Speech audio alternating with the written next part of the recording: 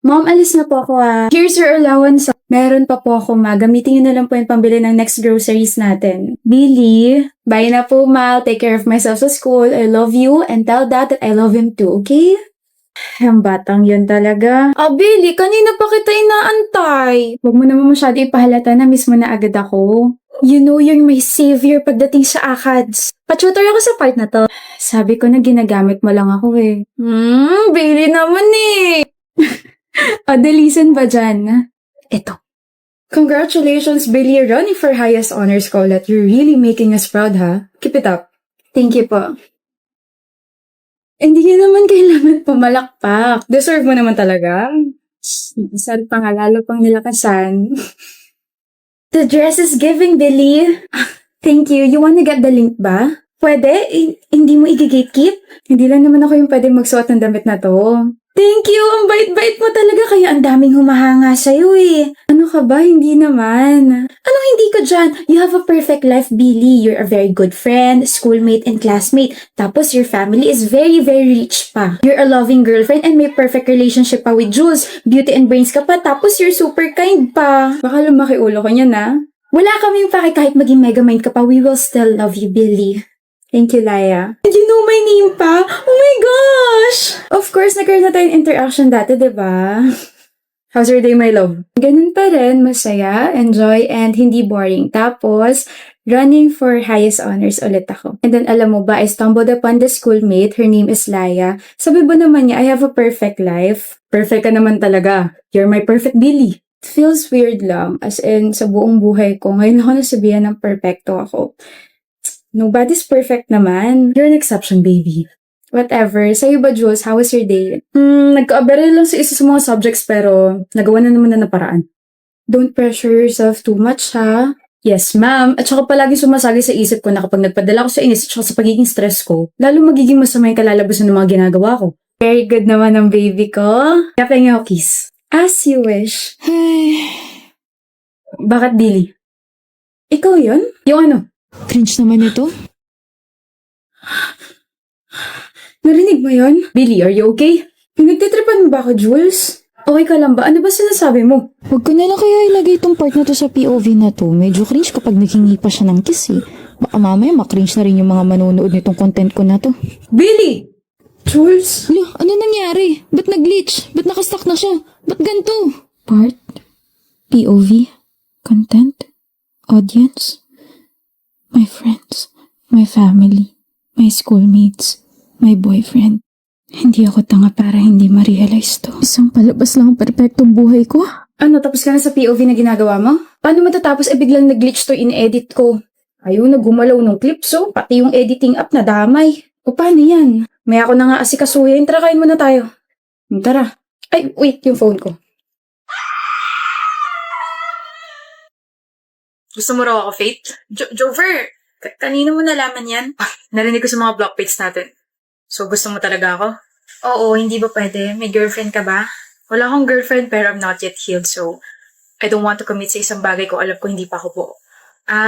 It's fine. Maghihintay ako hanggat kaya ko. I mean, I waited for us to have a conversation for like a year. Ano ba naman yung maghintay ulit ako, diba? Na mag-heal ka from your ex. I don't want you to expect anything. Malinaw sa akin ang lahat, Jover. Thank you for being honest. I really appreciate it. Okay. Akala ko ba may something na sa inyo ni Jover, Faith? Nakita kayo magkausap last week o bakit hindi na kayo nagpapansinan? Hindi pa siya nakaka-move on sa ex niya kaya mas maganda if wag niyo na lang kami asarin kasi baka uncomfy siya eh. Eh what if wala ka talagang tiyan? Eh di wala. Pangit naman kung ipapressure ko siya, di ba? Faith. Oh, bakit Jover? Free ka ba bukas? Bakit? Labas tayo. Picnic ganun. Picnic sounds great. Pwede ba kita sunduin? Oo. Chat ko na lang yung address ko mamaya. Okay. You're early. Jover. Oh, sorry. Excited lang. Your dress looks nice and sobrang ganda mo. Thank you. Tara na. It's been 8 months since our last conversation. Medyo weird lang sa feeling na magkasama tayo ngayon. Do you have any idea kung bakit niyaya kita ngayon? Naka-move on ka na, no? 4 months ago pa. Seryoso? Tsaka ngayon lang kita niyaya kasi gusto ko sigurado ako sa feelings ko and ayoko maguluhan ka sa akin. Faith, I wanna know you more and kung okay lang sa'yo, pwede ba tayo mag-picnic once a week? Sobrang okay sa akin yung Jover. Sinasagot na kita, Jover. Gising ka?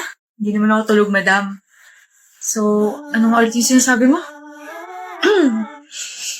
Sinasagot na kita. Lord. Dahil dyan, let's have a picnic! Tama.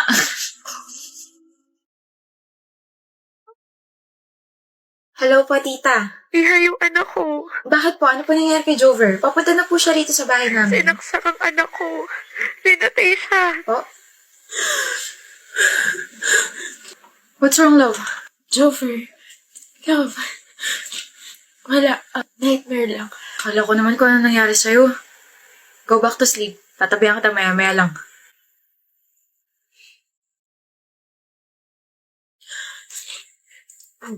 Hello po, tita. Pupunta ka naman sa death anniversary ng anak ko, di ba? Di ba, Iha? Miss na kita, Faith. Yes po. I'll be there. Jover, it's been 12 years pero hinahabol pa rin ako ng brutal na pagkamatay mo. Kung hindi ba kita sinagot, walang mangyayaring ganun. Kung hindi ako nagkagusto sa'yo, hanggang ngayon mabuhay ka pa rin. Ganda-ganda mo talaga. Hindi naman masyado, babe. Yes, babe. Jamie! Oh. Marky! I thought you're with your family. Jamie, I can explain. Sige nga, let me hear your explanation. Hindi ko siya girlfriend. Of course, she's not your girlfriend. Nasa harap mo nga yung girlfriend mo. Right, I mean, she's just a family friend. Pero babe, ang tawag mo sa kanya. That's her name.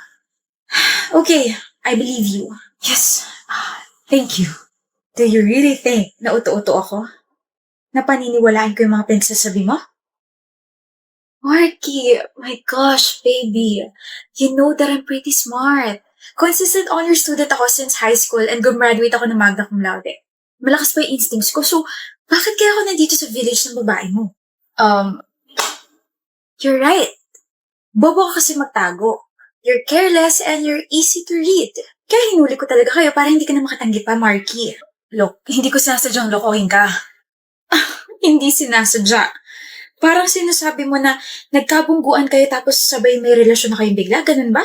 Jamie, I'm sorry. Nangyari na lang talaga bigla eh. Nakakasuka. Sorry. I just can't believe that I've been kissing that disgusting lips. Gusto kong budbura na kasi natin kayod sa sahig yan. Pwede ba? I'm sorry, Jamie. Sorry talaga. Pero, makikipag-break ka na ba talaga sa akin? You look very excited. Hindi Yes, I'm breaking up with you. Then, pwede ba kitang singilin? What? Sa lahat ng mga ginastos ko sa'yo. May listahan ka ng mga ginastos mo sa akin? Yes, simula nung naging magkaibigan tayo hanggang sa naging girlfriend kita. Oh my gosh. Kung isusumbat mo naman pala sa akin yan, sana hindi mo na lang pinaggastosan, di ba? Girlfriend kita eh. That's the point. That's your own will. But now, oh, you know what? Never mind. How much? 132,498.67. Here's your check. Oh, how about let me charge you for cheating on me? Yeah, sure. Give and take?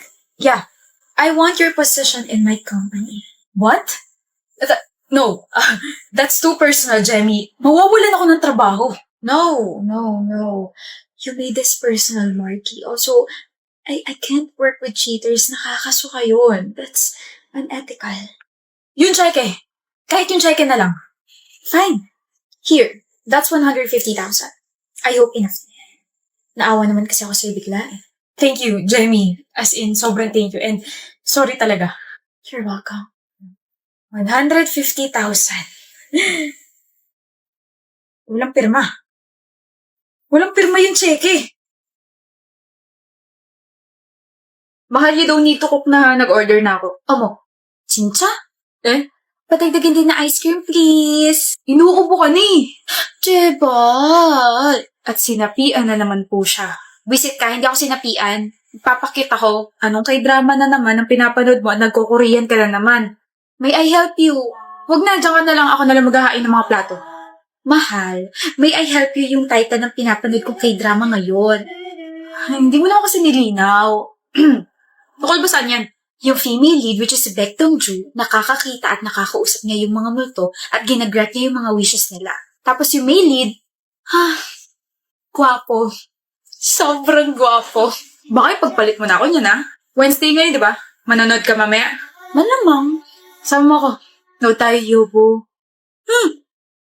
Huwag ka na ulit magpa-cute. Hindi bagay. Dali na. Kakakay drama to ni Yeri. Eh?